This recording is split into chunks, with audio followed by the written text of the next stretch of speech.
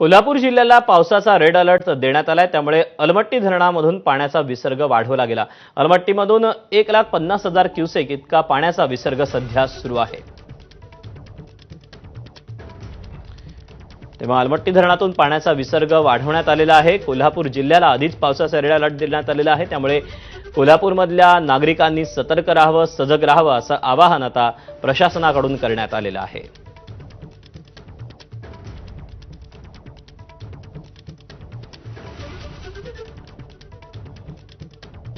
तेव्हा कोल्हापूरकरांसाठी ही अतिशय महत्त्वाची बातमी।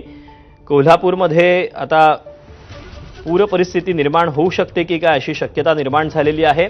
कोल्हापूरमधली पूरस्थिती टाळण्यासाठी अलमट्टी धरणातून विसर्ग वाढवण्यात आला आहे, तर दुसरीकडे मात्र नदीकाठी सतर्कतेचा इशारा देण्यात आलेला आहे, कारण की रेड अलर्ट देखील जारी करण्यात आलेला आहे। त्यामुळे आता कोल्हापूरमधल्या पावसाचा रेड अलर्ट दिलेला असताना आता पूर परिस्थिती ही निवळण्यासाठी आता अलमट्टी धरणातून पाण्याचा विसर्ग वाढवण्यात आल्याची माहिती मिळते आहे।